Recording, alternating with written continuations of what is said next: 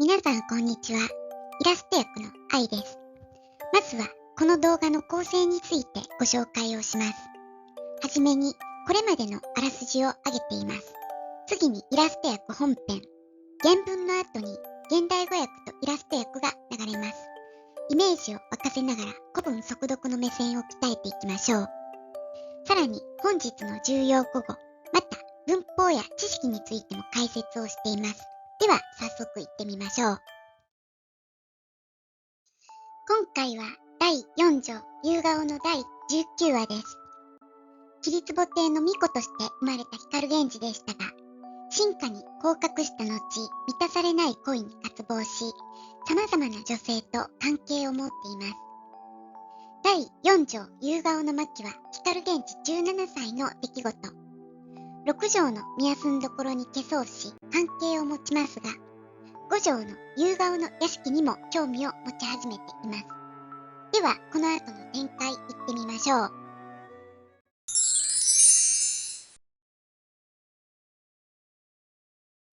誠や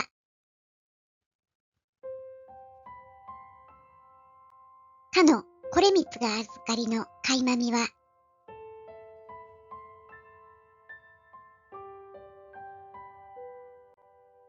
いとよくあない見とりて申す。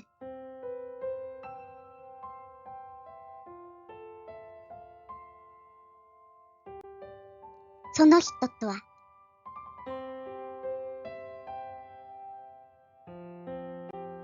さらに、思いはべらず。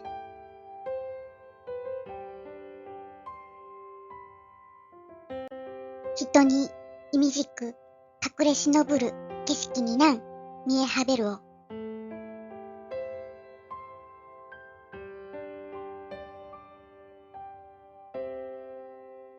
つれづれなるままに。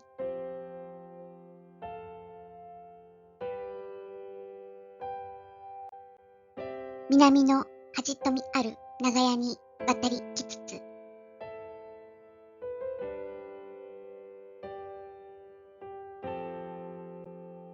車の音すれば。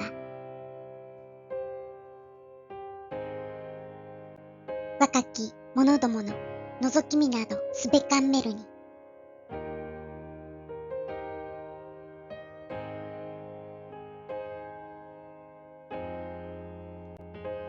この主とおぼしきも。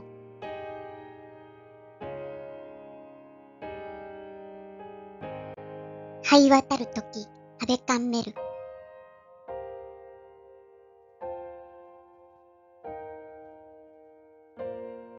形なんほのかなれど。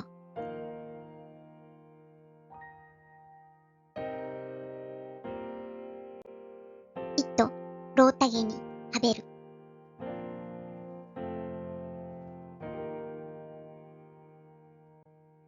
ひとひ千具置いて渡る車のはべりしを。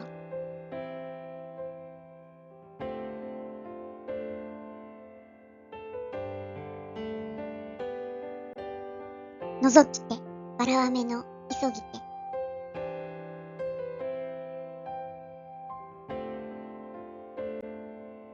右近の君こそまず物見たまえ。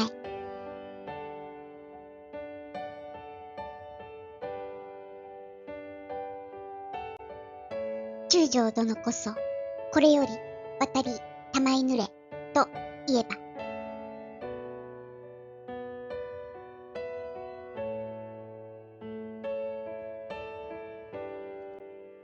またよろしき大人いできて。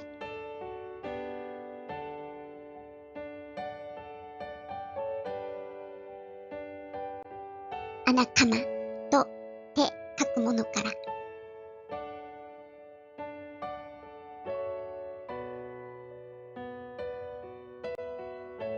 いかでさは知るぞ。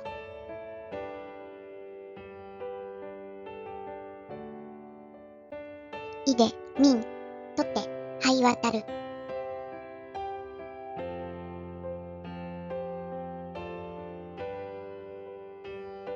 うちはし立つ者を道にてなん通いはべる。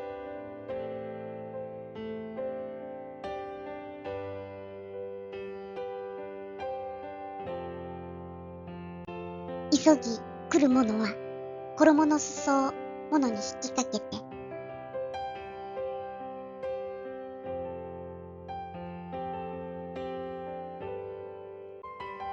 よろぼい倒れて、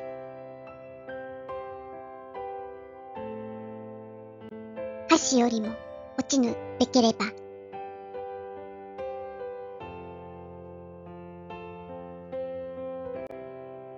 いでこの葛の神こそ探しゅうしをきたれ。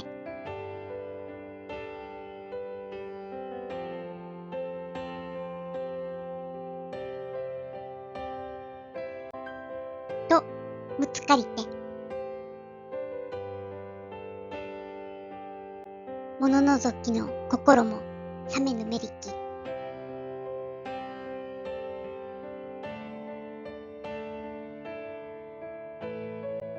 君は御脳死姿にて御随人どももありし、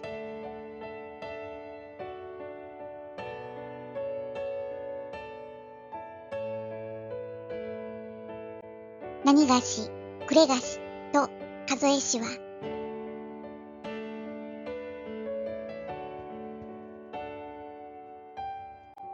東の中将の随人そのこどねりわらわをなん、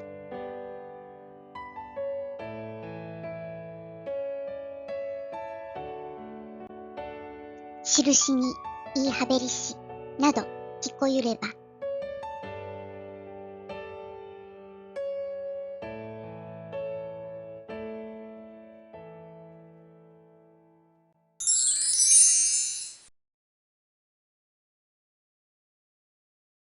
お楽しみいただけましたか？単語や文法は頭に入りましたでしょうか？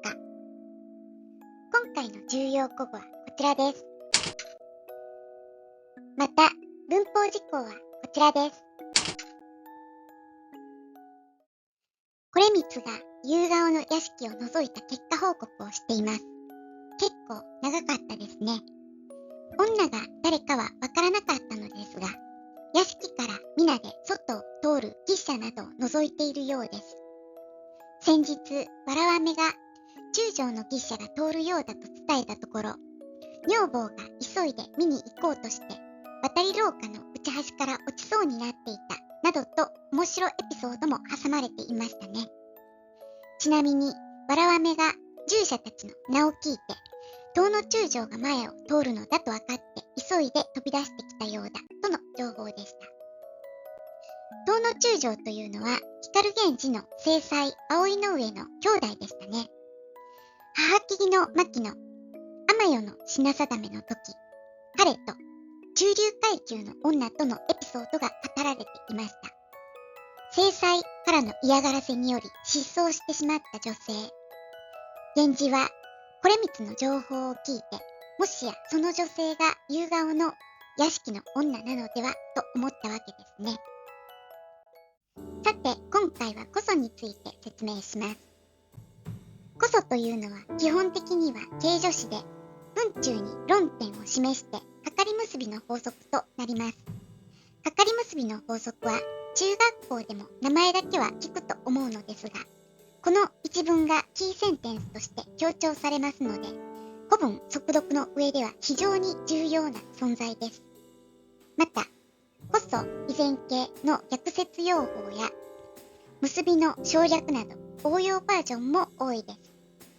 もこそなどの器具の用法も含めて、形助詞こそはきちんと習得しておく必要があります。今回はこれみつの間接会話文の中でかかり結びの法則が出てきていましたね。文中にこそが出てきたら文末がどうなっているのかを確認するようにしましょう。文末が以前形になっていればかかり結びの法則です。こその直前を論点として強めて、結びの述語を以前形で強調しています。上の会話文は、中将殿がここを通っていったわ、とわらわめが主張しています。下の会話文は内端から落ちそうになった女房が、葛の神がこの内端を危なっかしく作ったのだわと強調しています。葛の神とは自分の醜い容姿を恥じて夜しか働働かなかった女神です。枕草子の宮に初めて参り至る頃にも出てきており、教科書掲載の常識語なので覚えておくといいと思います。では、このわらわめの会話文中に出てくるこそはどうでしょうか。確かに、玉うが余談活用動詞だとすると、依然形の可能性もあるため、かかり結びの法則かもしれません。では、かかり結びの法則だということで訳してみますと、右近の君がまず見物なさるとなります。しかしこの後、女房の右近の君が急いで見物をしに行こうとして、内端から落ちそうになっていますので、かかり結びキーセンテンスとして訳すと不自然です。そこで、こそを辞書で確認してみますと、設備語のこそとして、何々さんという呼びかけ用法があります。今回のこそは、何々さんという女房への呼びかけと捉えると、文末の玉へは命令形となり、右近さん、どうか見物なさってくださいという、わらわめからの依頼であるとすれば、後のつながりもスムーズにいきますよね。さて、今回はこその用法でしたが、文章の中できちんと理解して覚えていくのがいいと思います。古文目線を鍛え、スピード力を持って多義的な情報を処理していきましょう。さあ、今回も第4章、夕顔からのイラスト役でした。第1章、キリツボからここまでの再生リストは説明欄のリンクに貼ってあります。よかったら日々の受験勉強のサポートにお使いください。最後までご覧いただきありがとうございました。何かお気づきのことがあればコメントいただけたら嬉しいです。それではまた。